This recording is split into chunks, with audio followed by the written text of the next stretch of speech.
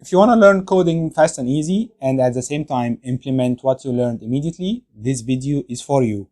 Not only will we be learning coding, but also how to organize data in tables and do basic visualizations. This video consists of two parts. The first part we will understand what's coding about, and the second part will be practical application. Fire up your browser and go to Colab. Colab is a notebook hosting services. Typically, a notebook is where we can write and execute code along with other bunch of stuff, as we will see later. Once we are in Colab, Ctrl+Shift+A, select all cells, Ctrl+M+D, delete everything to start fresh. And we can either include a code cell or a text cell. Let's start with text cells. Text cells are also referred to as markdowns. We can write string mathematical notation and make references to website. For example, hi there. If we want to reference a website, square bracket, write the website and the actual address. If you want to write mathematical notation, we wrap it between a $sign. For example, if you want to write x to the power of 2, start by a $sign, then x to the power, and curly bracket 2, close curly bracket, $sign again. And you can see that whatever you type here, the final output will be displayed over there. We can also add bullet points. To add a bullet point, use the minus sign, 1, 2, 3. To activate this cell, just add another cell. We will be using text cell to organize our notebook, so we will use it as a heading. In order to control the size of text, we use hashtags. So one hashtag means the biggest size possible. 2 hashtags decrease the size. If you want to decrease the size again, we include another hashtag, and so on.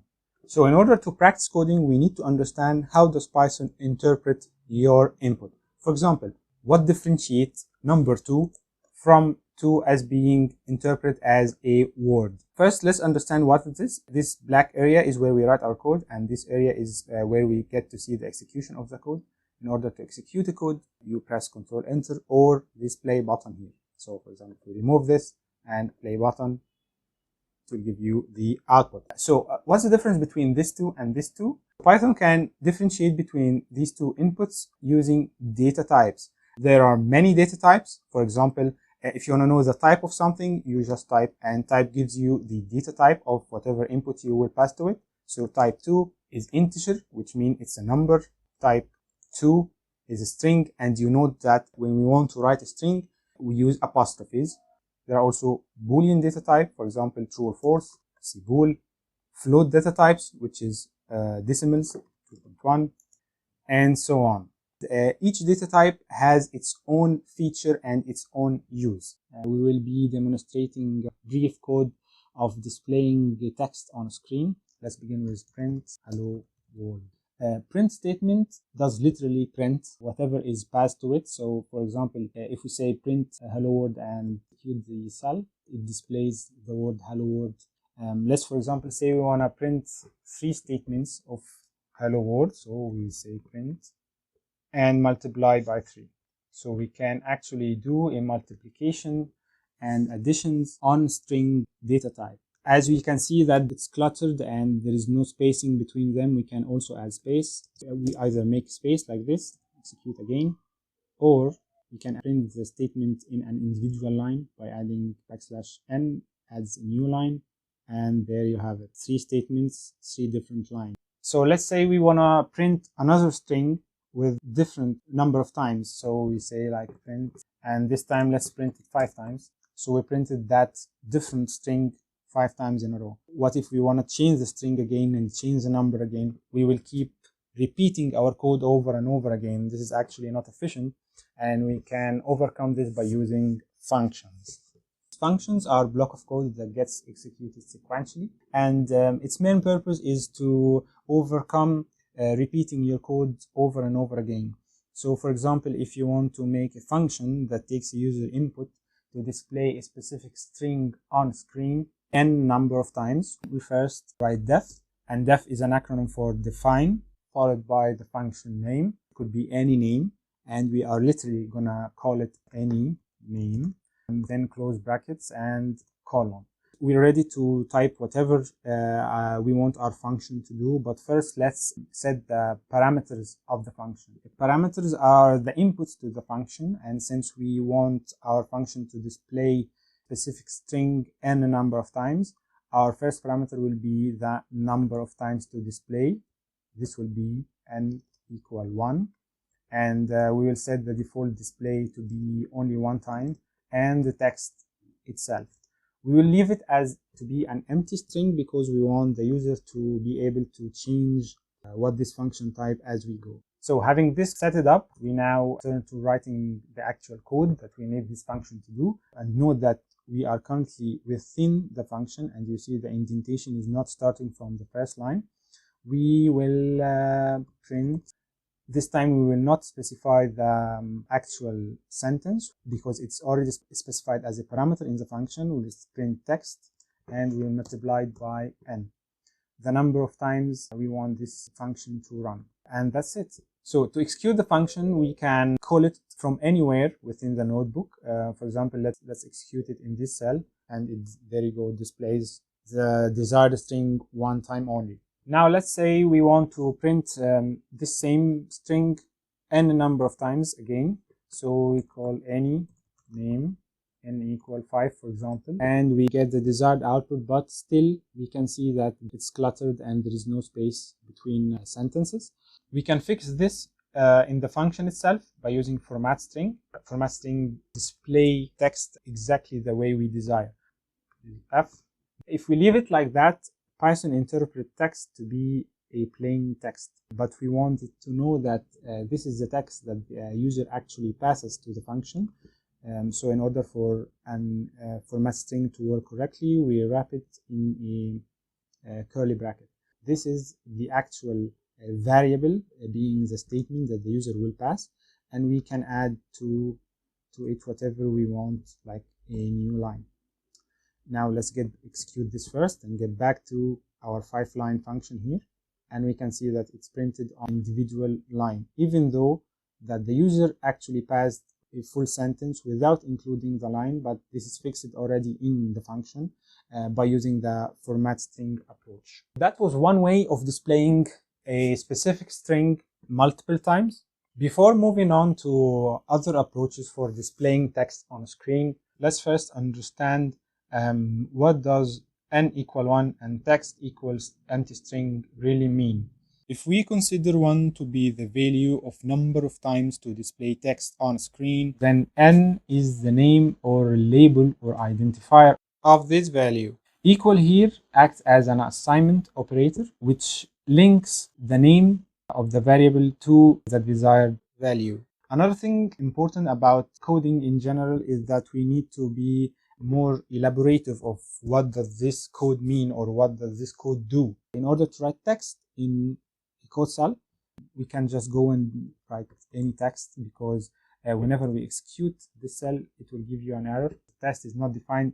It doesn't understand what test is. It thinks that it's a variable, not a real text. So for example, if we want to identify our function and say that this is a tutorial function, we can comment this string by control and backslash. So we actually wrote text inside the code cell without interfering with the code itself, and at the same time we identified what this function is actually supposed to do.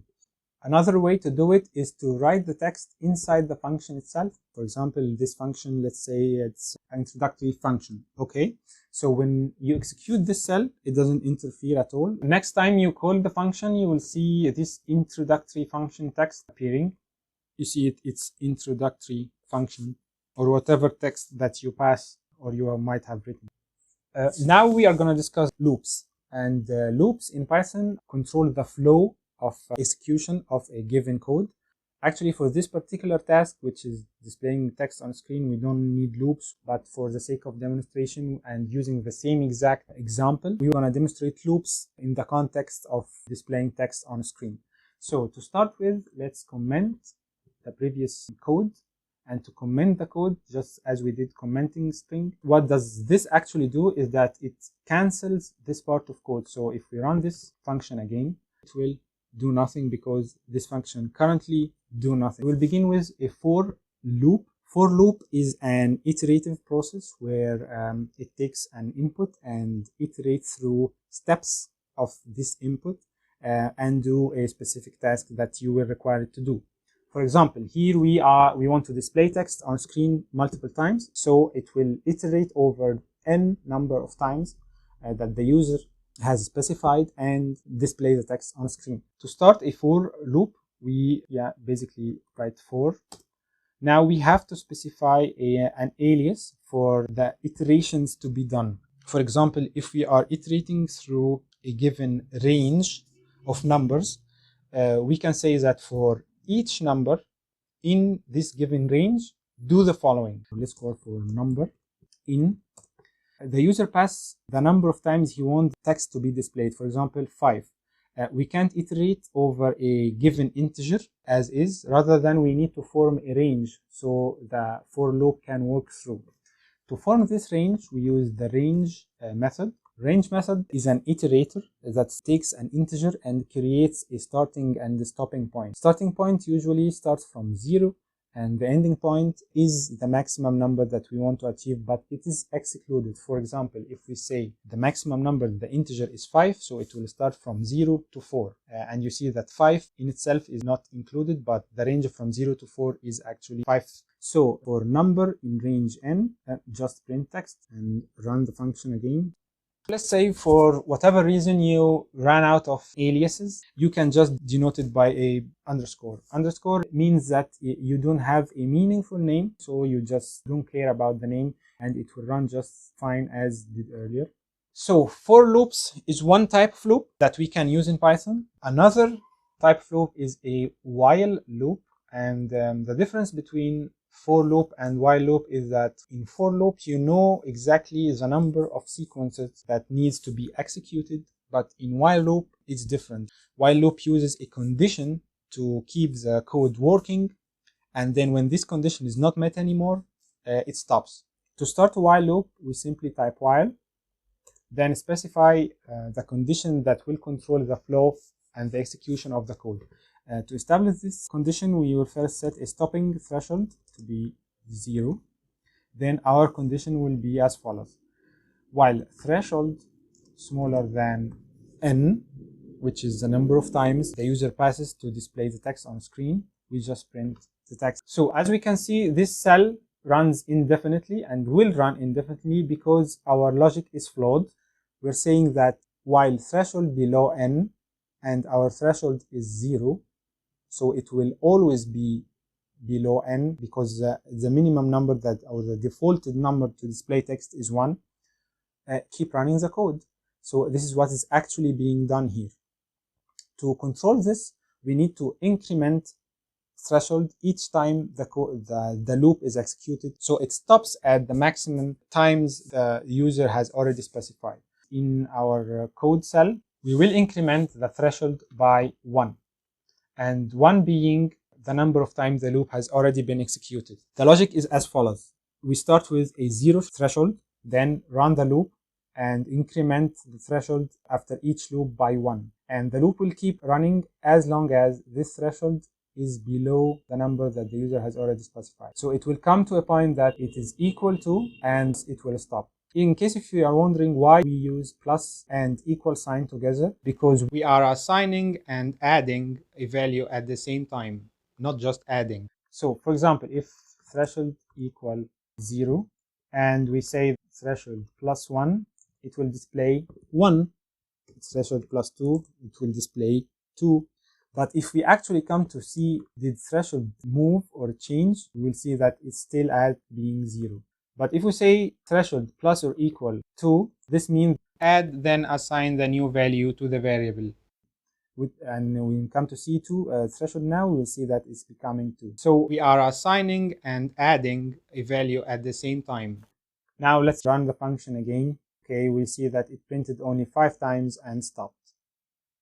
So we've discussed while loops, for loops, and the print statement, and we said that looping is a form of controlling the flow of code execution. We can also discuss the if statement. If statement is a form of controlling also the flow of execution, as we will see. For example, we wanna confine or force the user to, or make sure that the user only pass string to the function. If anything passed other than a string, highlight this to the user. To do this, we use an if statement. So we say that if type, we want to check for the text variable, so we include text equal, and note that we used two equal signs because two equal signs mean check that this literally equal this. One equal is for assignment, two equal is for logical operation of checking whether one variable is literally equal to another. So type text equal string, and string means in Python that string is a text. So if it evaluates to true, run the code. And note that we move our while loop from being directly below the if statement to be within the context of if statement, and this is called indentation. This is actually an important aspect of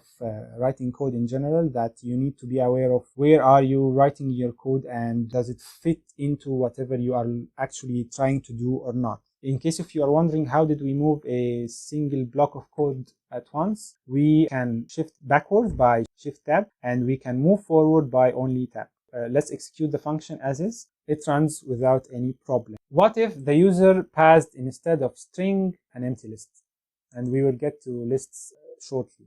So the function didn't execute anything and did nothing because in our logic here in this block of code, we said that if the condition evaluates to true, run the code. But what about if not? It basically do nothing. So if we want something to happen when if statement is not met, we can use an else statement. So if anything is passed that is not text, else print, highlight this to the user, please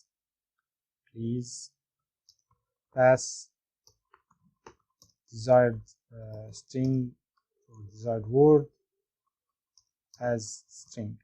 Okay, run this function and now execute the cell. You will see that it skipped the part where if did not evaluate to true and went directly to else statement and printed please pass desired word as string. This is one way to control the flow of execution for your code. You can do the same logic by using an assert statement. An assert statement simply checks for the condition that you want it to check, then produces an error to alert the user that something went wrong. So we basically say assert and write our condition. Let me copy it. It's not a good habit to copy your code. Why it's not good habit? Because sometimes you copy a code and there is something wrong with it, leaks into your code and create a mess. So simply assert that type text equals string, which means that whatever the user pass, evaluate to string, and run the function again. It will produce an error, an assertion error. But actually the way it's currently designed is that just say assertion error without alerting the user what did actually go wrong. One way to fix this is to add a text to your assertion statement specifying what do you need, what were you looking for. So we'll say please pass desired word as string. Okay, and of course wrap it in quotes. This time we'll get the assertion error, but more elaborative assertion error. You see, please pass desired word as string. We've mentioned an empty list. Now it's time to discuss how to use that. So in order to instantiate a list, let's make a variable called list and an empty bracket. As you can see, that list is in light green, and this actually means that this is a reserved word in Python. Python has actually a lot of reserved words that you cannot use to identify your variable with or name your variable with. Don't use reserved word. We'll keep it as a list, removing the I. And now let's create a dictionary. Similarly, if we say dict, it will be a reserved word, so we'll name it dict equal an empty dictionary. And empty dictionaries, or dictionaries in general, are denoted by a curly brackets. So what's a list and what's a dictionary? As we said, that these are data types, and we can use them to store data throughout execution of our code. At every iteration, we are gonna add whatever user pass, and in the context of our example here, it will be the string passed to the function. We will add it to the list and dict. In order to add to a list, we use append, so we say list dot append text. Dot in general, it denotes to several methods or functions that you can use to manipulate the variable you have just created. We are actually adding, so we will use the append and we will add the text that the user passed. For dict, if we want to add, we use a different approach because the structure of a dictionary is different than the list. Dicts consist of keys and values, and we will see this later. We will name the key by the number of iteration, and we already denoted the number to be the underscore because we didn't give it a meaningful name, and we will append the text. Okay, execute this function, run the code.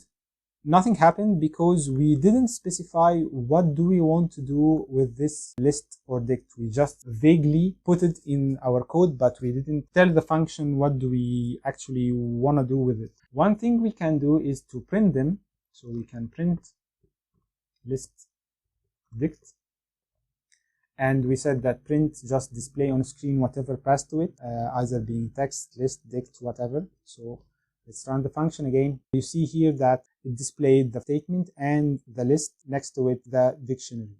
It might not be obvious because there is no spacing. Let's add a new line. So you see that list, first it was empty brackets, now it's filled with the statement hello world, and same with dict. But dict, you can see the difference between the structure of both.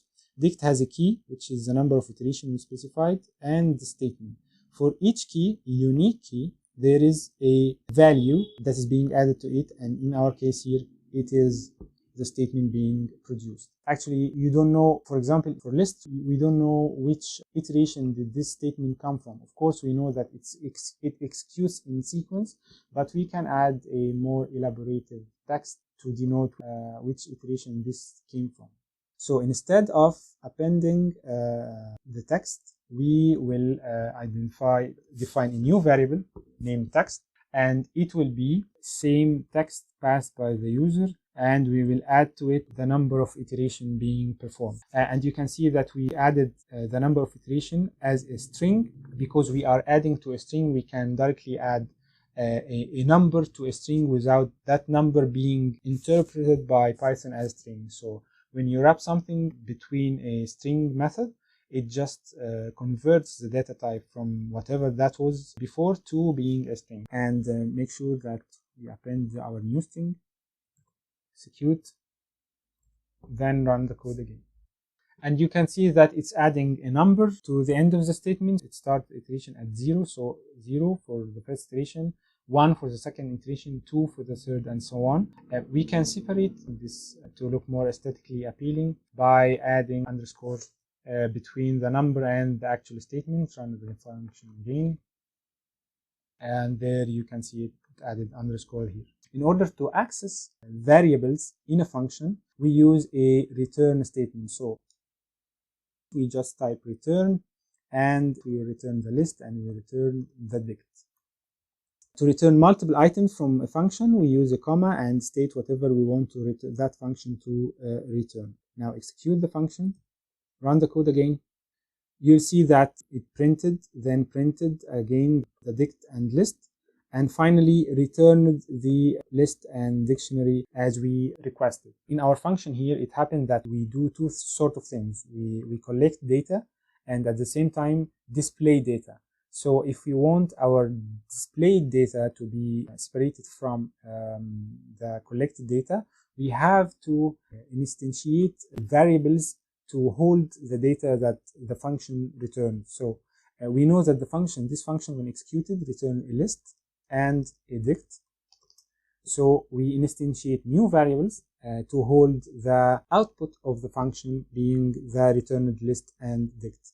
If we actually want to have access to this list and dict, this is the only way to do it. So to wrap what we have done so far, we have discussed print statement and their use, discussed functions, we have discussed for loops and how to control the flow of the execution of their code, also if statement, assert statements, and data types. Now it's time to discuss how to access lists and dicts.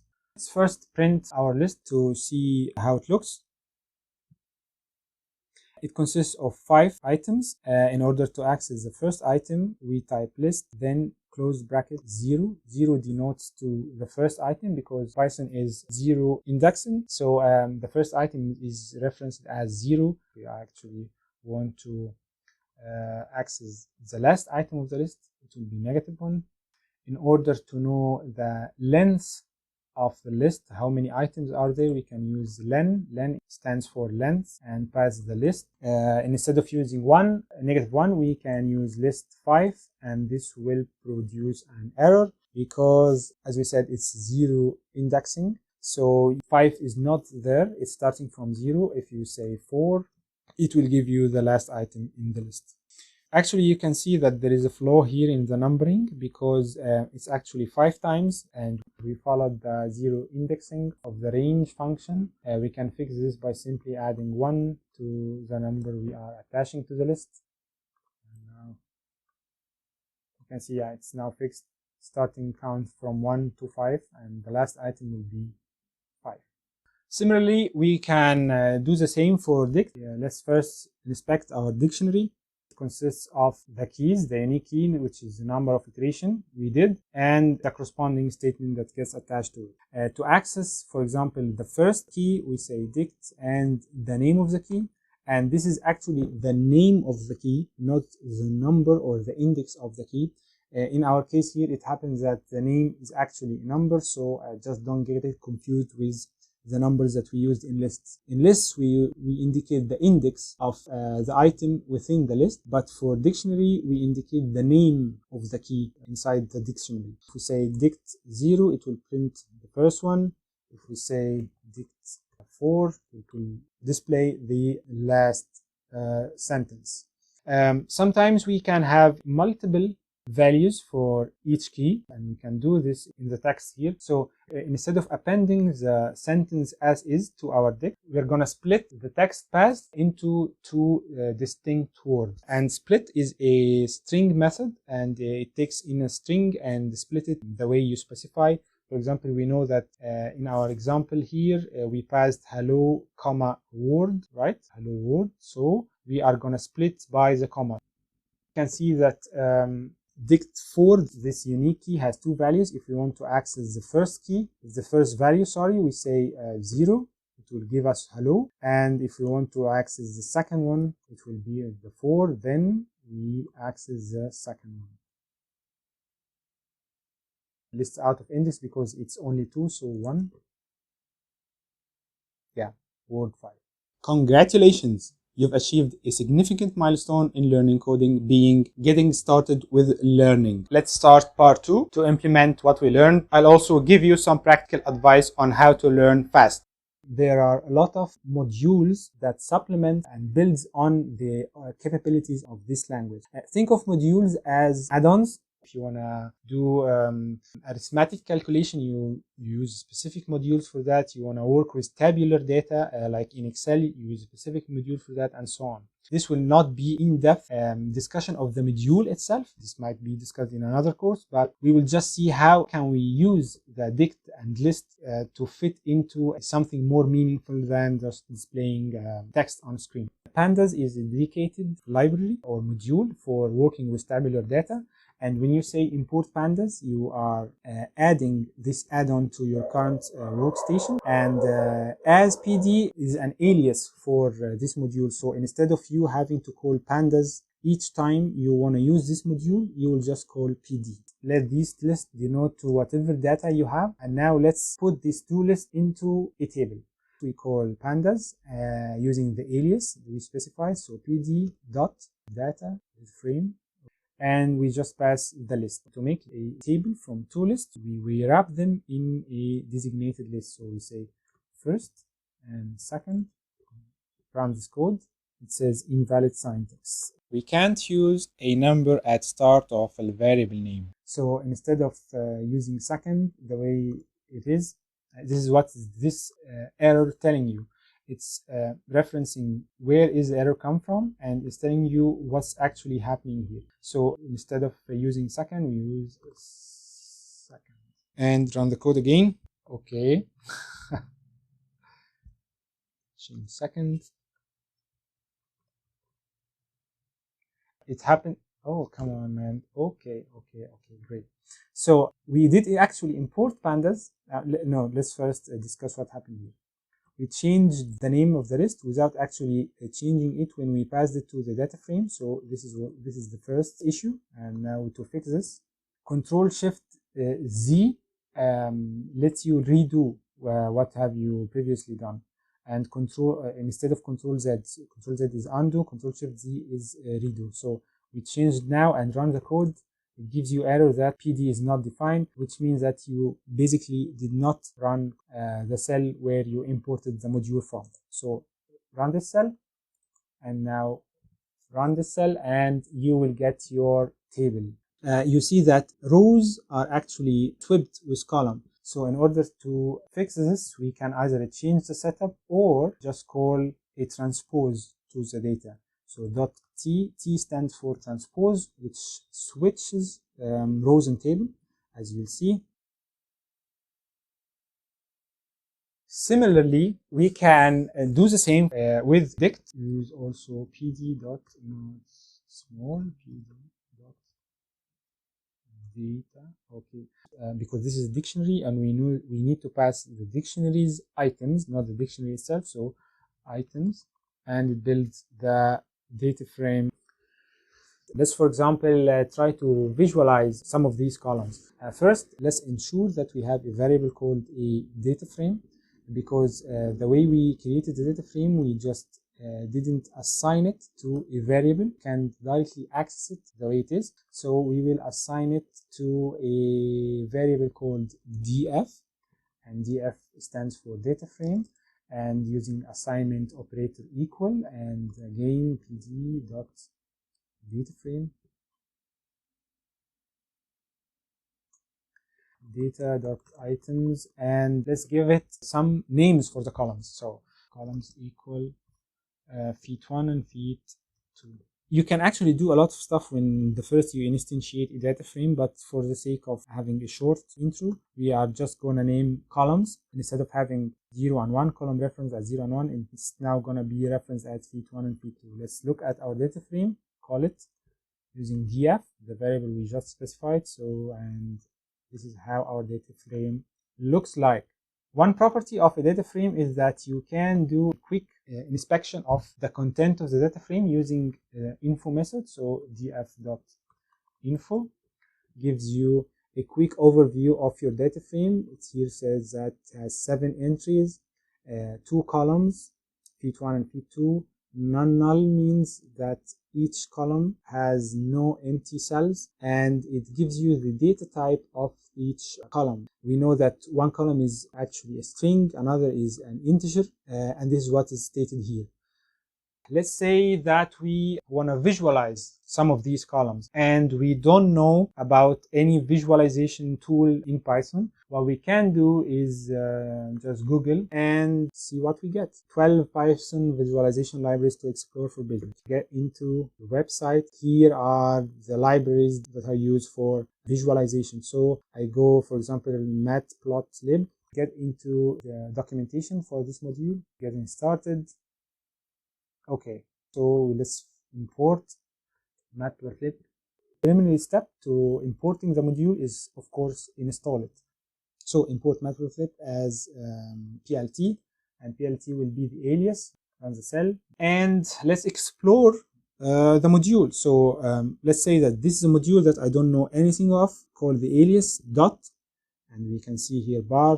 Let's pass x being the x-axis being df dot feet 1, and in this small box is telling you what this bar function requires. So it says x any and height any, so we need to pass also the height of the bar, so it will be height.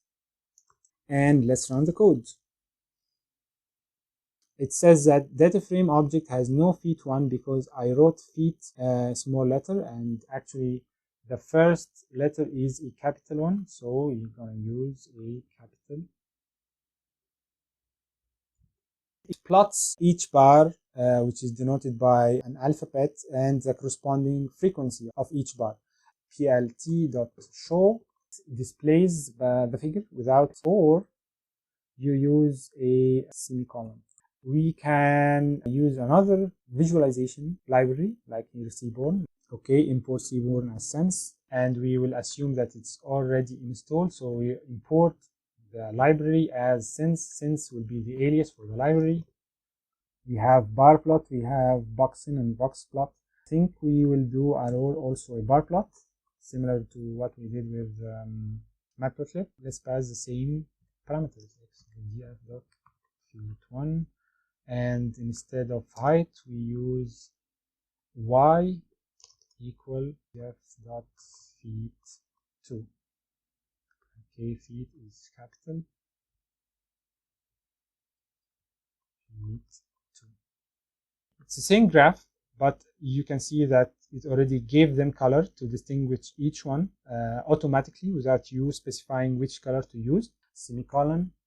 We saw earlier that the two column names include a capital letter. I personally prefer to have everything in the data frame lowercase because it's so hectic to switch between upper and lowercase when you are writing code. So let's first inspect the columns of the data frame by calling the dot columns, df.columns. It will display the current columns in the data frame. If you want the words lowercase, just type dataframe.columns dot string and dot lower. So we see that instead of having the first letter as capital, we now have it as small. If we look at the data frame, we'll see that columns are still capital letter. In order to change the column of the data frame, we have to assign this new object, lowercase words, to the data frame columns. If we now look at the data frame, we will see that columns are actually lowercase. You can see also that feet1 values uppercase, we can lowercase them using functions. So this is one way to make use of function we discussed earlier. There are actually multiple ways to approach this. One way to do it is to define a function that takes values inside a column and change them to a lowercase. So we will write a function to be as def lowercase, and it takes a value, let's name it value, then return value dot lower, and this value will be the G, the F, the E, whatever is inside the column that we are going to apply this function. Then df.feet1 dot apply lowercase, and we can see that it did return every value or every alphabet that has been in an uppercase to a lowercase one. Again, this is not yet assigned to the data frame because this object, this lowercase object, is not assigned to the variable, which is being the actual column. If we look at the data frame, we'll see that all values in the first column are still capital letter. We will keep it like that because we want to discuss different methods to apply functions to a data frame. We can use what's called a lambda function. You are not going to use this function repeatedly within your code, so there is no point of writing it like we did in def lowercase. Instead, we are going to directly apply it one time only to the column or the series. And in pandas, column and series can be used interchangeably. So dot apply lambda x. X here denotes to whatever is being applied to. In our case here, we are applying the function to every value within the column or the series. So x is the value within the series. So lambda x, we want it to return x dot lower. Okay, it has no feet1, yes, because we haven't changed this. Oh, but we have this change. Okay, no, it's not. Yeah, I remember we already changed. I had the underscore before F. Now let's remove it. Yeah, and we can see that it's the same happened. Instead of writing the function, we did use a lambda function to directly apply lowering case to the column itself. Let's actually apply this to the column. Now, when we look at the data frame, we will see that it's been lowercase. Okay. In order to demonstrate list comprehensions, let's establish a theme for the exercise. We know that the data frame consists of 2 columns. We will basically add a new column, incrementing the numeric column by 1. We are going to loop over each variable and add 1 to it. Okay, let's see how our list looks like. Okay, it's an increment of the current values by 1. Now let's make a new column in the data frame from this list. So we will say df feet 3 equal our new list. When you establish a new column, you have to write it like this: data frame feet, whatever the column you are going to name, and let's wrap it in quotes. Also, when you call a column, we can either use dot or bracket using the column name. Similarly to what we did in dictionary, if you recall, we called the key of the dictionary and displayed its value. Now back to our example, we did create a new column from this list using a for loop. In order to create a list comprehension, first we create a list, and note that there is also dict comprehension. We will begin our list comprehension by x plus 1. Okay, what is x? X is the value in the second column of the data frame. So for x in df dot feet 2. We are here basically for x in feet 2. Yeah. Instead of creating a list, separate list, then looping over all the items in the column, the desired column, then appending the output to the list, we just write it in one line and we get the exact same output. To create a new column using list comprehension, we will simply df feet 4 equal this list comprehension. Let me just copy it, and we see that similarly to what we have done in for loop. When it comes to actual implementation, it's not the most efficient way to create a column, especially if it's a trivial arithmetic operation like what we did, just adding 1 to the existing column. Easier approach is to just add 1 to the column. So we will say feet 5, it will be df.feet2 plus 1, and let's look at df now. We'll see that it added the column. By this, we have concluded an gentle introductory, let's say, walkthrough to Python programming and their application in real life. For practical advices, let's summarize them into 3 bullet points. First, you need to establish an objective for learning coding. Python language is easy, but it will take time. If you don't have an objective, you will find yourself getting bored easily and might not continue your learning journey. Second, consistency. It's not enough to watch people on YouTube that code. You need to actually practice coding yourself. So find people who teach coding using projects. This will be the best to grasp concepts quickly. Lastly, coding is a skill, and just like any other skill, it requires patience and practice. And as you advance, it will literally change the way you think and approach problems. So good luck.